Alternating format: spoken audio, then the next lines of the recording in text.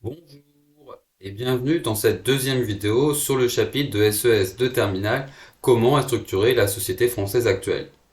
Dans cette vidéo, nous allons continuer ce que nous avons commencé dans la précédente et présenter différents facteurs de structuration et de hiérarchisation de l'espace social. Après avoir présenté globalement ce qu'on pourrait appeler les critères socio-économiques, à savoir, je rappelle, le revenu, le diplôme et la catégorie socio-professionnelle, dans cette vidéo, nous allons plutôt évoquer les critères dits socio-démographiques et aussi la question du lieu de résidence qui peut être inclus dedans ou qui peut être traité à part. Alors en réalité, la distinction entre critères socio-économiques et socio-démographiques est assez artificielle et on pourrait ranger sûrement ces différents critères dans une seule et même catégorie. Mais faire deux voire trois catégories si on en fait une à part pour le lieu de résidence, ça permet justement de faire plusieurs parties si on devait faire un raisonnement sur dossier documentaire sur cette question. Bon, on va pas perdre plus de temps et on va entrer maintenant dans le vif du sujet. Le premier critère que l'on va voir aujourd'hui, c'est la composition du ménage. Alors petit rappel vite fait, un ménage, c'est un ensemble de personnes qui habitent dans un même logement et c'est, pour le dire rapidement, l'unité de base des enquêtes menées par l'INSEE. Alors il faut bien se garder à l'esprit qu'un ménage, c'est pas forcément une famille, c'est souvent le cas, mais par exemple plusieurs des colocataires ou une personne seule dans son logement, c'est aussi un ménage. Et typiquement, si vous déménagez pour mener vos études plus loin, vous faites partie d'un autre ménage que celui que vous composiez auparavant avec vos parents. Donc évidemment, la composition et surtout la taille du ménage, c'est un critère qui est pris en compte dans la mesure du niveau de vie. Parce que on comprend bien que le même revenu ne va pas vous donner accès aux mêmes possibilités de consommation si vous êtes seul ou si vous faites partie d'une famille de 7-10 personnes. Sur ce graphique, par exemple, vous voyez assez facilement que le niveau de vie des ménages composés d'une personne seule ou encore pire, qui correspondent à une famille monoparentale, d'ailleurs on trouve la même chose pour les ménages dont la personne de référence a 65 ans ou plus, sont en dessous du niveau de vie médian pour l'ensemble des ménages. Alors qu'à l'inverse, les ménages composés d'un couple avec ou sans enfants ont un niveau de vie supérieur. Alors juste petit rappel rapidement, la médiane, et donc le niveau de vie médian, c'est le niveau de vie pour lequel vous avez 50% de la population de la catégorie qui a un niveau de vie qui est inférieur et 50% qui a un niveau de vie qui est supérieur. Donc là, par exemple, pour l'ensemble des ménages, on voit que la moitié des ménages ont un niveau de vie inférieur à 22 000 euros par an, alors que, à l'inverse, l'autre moitié a un niveau de vie supérieur à 22 000 euros par an. Honnêtement, j'ai un peu du mal à vraiment considérer la composition du ménage comme un vrai critère de structuration de la société française à l'origine de fractures qui traverseraient la société française. Néanmoins, ce critère permet de mettre en avant la situation particulière des familles monoparentales. Donc là, avec des données de l'INSEE, on voit bien que les mères de familles monoparentales, puisque les familles monoparentales sont essentiellement en grande majorité dirigées par des femmes, ont à la fois un taux d'emploi plus faible que les mères en couple, un niveau de vie plus faible et un taux de pauvreté qui est beaucoup plus important. Donc il est clair en voyant ces chiffres que oui, la composition du ménage joue sur l'insertion dans la société des mères de familles monoparentales. Deuxième critère que l'on va voir dans cette vidéo, l'âge, la position dans le cycle de vie et la génération.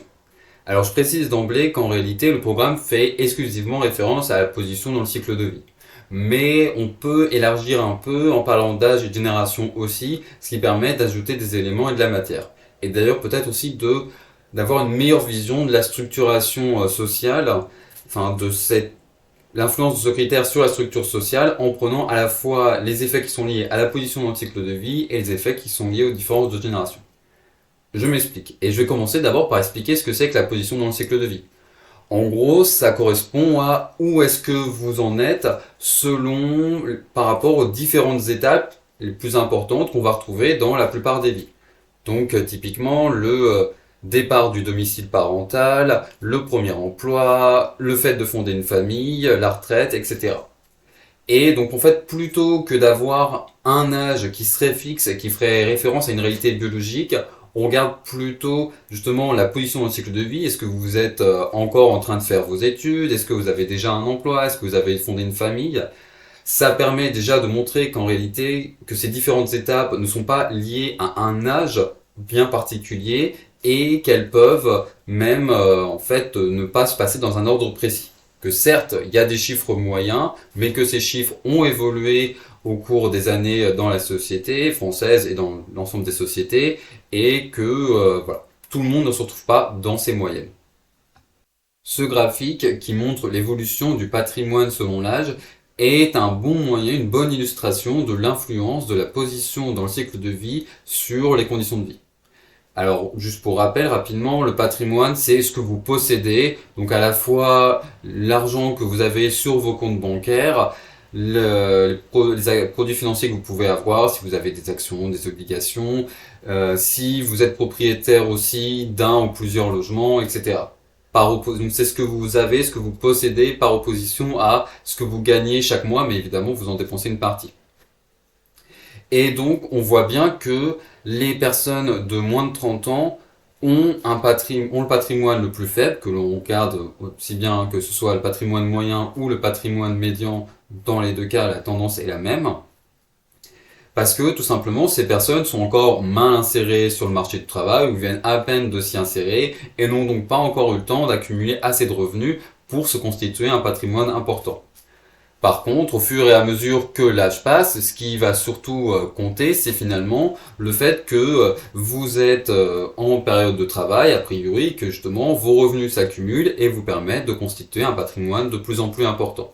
Alors là, ça va continuer aussi encore, même jusqu'à 60 ans, même si on voit bien que déjà, quand on passe de 50 à 59 ans, l'augmentation du patrimoine est un peu plus faible.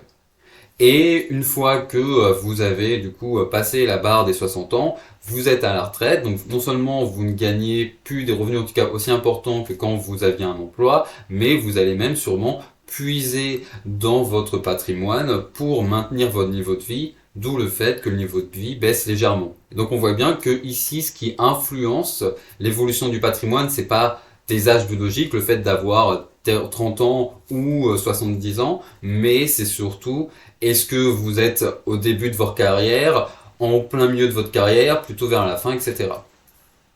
Donc la position dans le cycle de vie. Après, il faut aussi bien avoir en tête que quand vous comparez la situation d'une personne de moins de 30 ans et d'une personne de plus de 70 ans, derrière des effets qui sont liés à la position dans le cycle de vie, ce qu'on vient de voir, vous avez aussi des choses qui sont liées aux différences de génération. Les personnes qui ont 70 ans ou plus ne font pas partie de la même génération, sont nées logiquement plus tôt et donc ont vécu à des époques différentes que les personnes qui ont moins de 30 ans. Et cela va influencer votre façon de voir la société, vos comportements, et va en fait avoir une importance beaucoup plus grande que l'âge ou la position dans le cycle de vie sur la socialisation et vos comportements.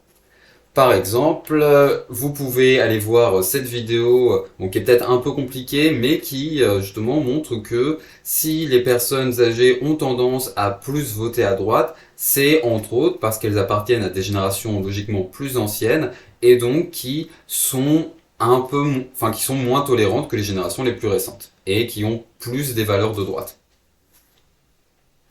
Évidemment, autre exemple des différences de comportement qui sont liées à des effets de génération, la maîtrise des outils numériques qui est clairement liée au fait que vous avez des générations qui sont nées avec ces outils déjà inclus, alors que d'autres les ont découverts beaucoup plus tard, à un moment où il est beaucoup plus difficile d'apprendre de nouveaux comportements.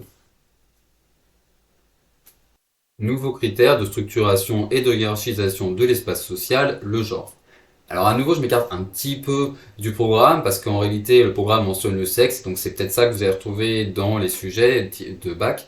Mais ici, on fait clairement référence à l'aspect social, à la dimension sociale des différences de comportement et des inégalités entre les femmes et les hommes, plutôt qu'à une dimension biologique. Donc en réalité, il serait plus pertinent de parler de genre.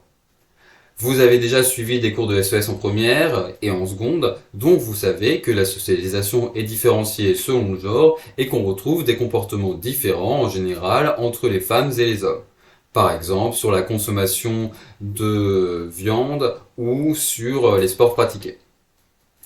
Autre chose qui permet de voir ces différences de comportement, la perception de l'espace public, le sentiment de sécurité dans l'espace public. Et finalement, il y a beaucoup de choses que beaucoup de femmes vont faire dans l'espace public pour se sentir en sécurité que les hommes en général ne vont pas faire et auxquels ils ne vont même pas penser parce qu'ils vont se sentir plus naturellement, plus à l'aise dans l'espace public.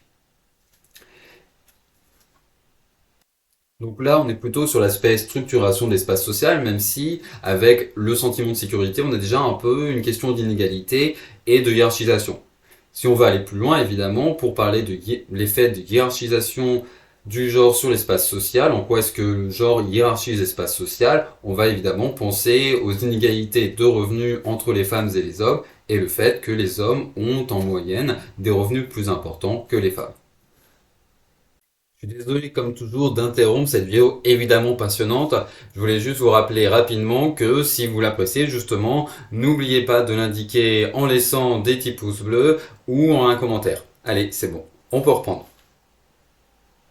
Ensuite, je continue avec un critère qui, en réalité, n'apparaît pas dans le programme. Donc, à nouveau, c'est une parenthèse hors programme, mais ça me semble important parce qu'en réalité, c'est un critère qu'on retrouve beaucoup aujourd'hui dans les débats sur la structure sociale et sur les inégalités qui traversent la société française. C'est peut-être justement un sujet, un critère qui est tellement débattu que justement, c'est pour ça que le programme n'a pas voulu en parler.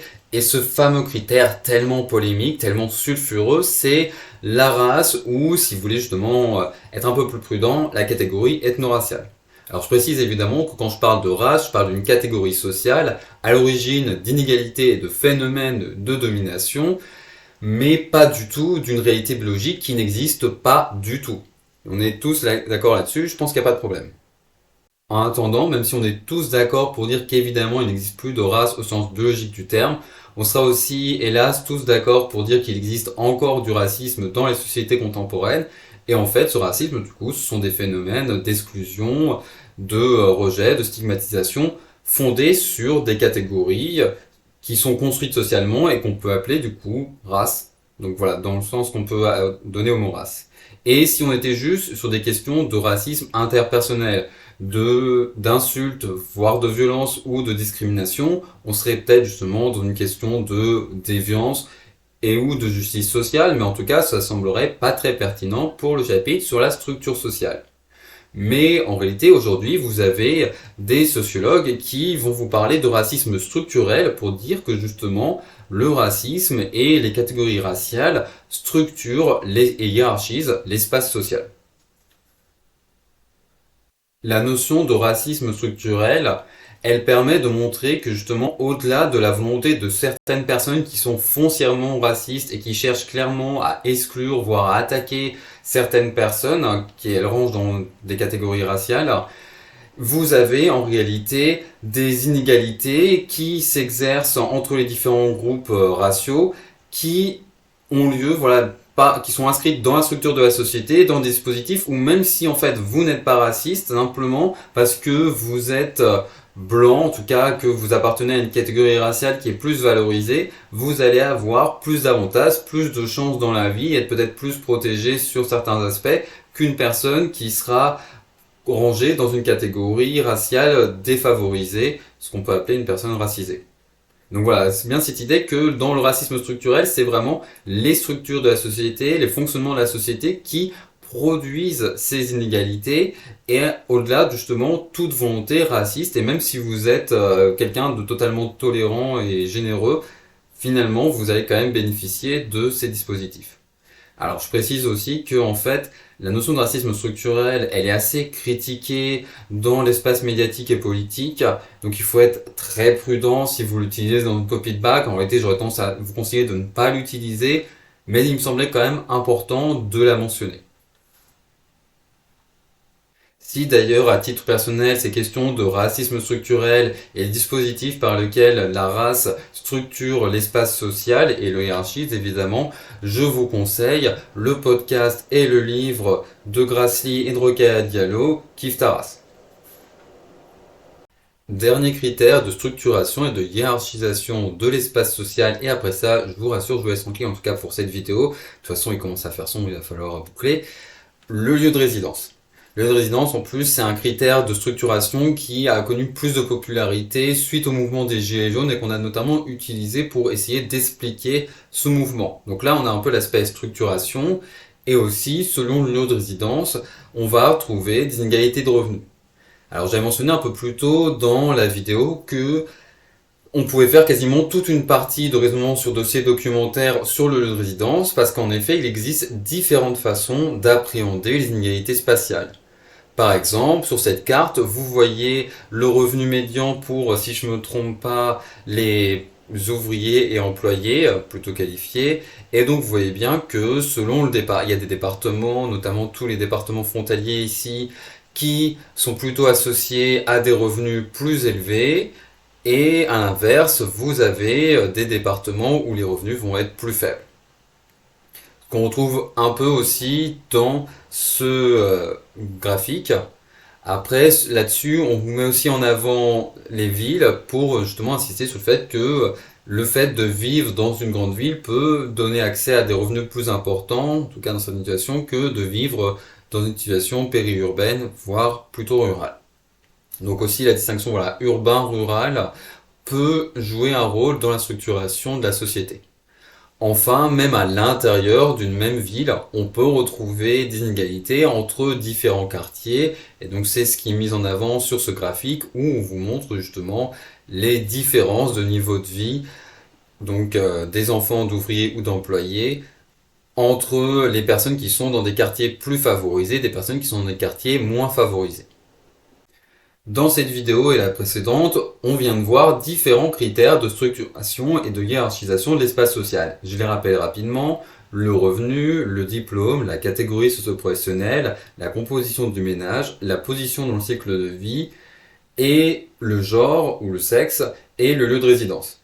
Donc voilà tous les critères en tout cas qui sont mentionnés dans le programme, et pour chacun de ces critères, je vous rappelle, il faut essayer de pouvoir en tout cas démontrer à la fois en quoi est-ce qu'il structure l'espace social et explique donc des différences de comportement, mais aussi hiérarchise cet espace social et est donc source d'inégalité. Voilà, en tout cas c'est tout pour aujourd'hui et moi je vous souhaite une bonne journée.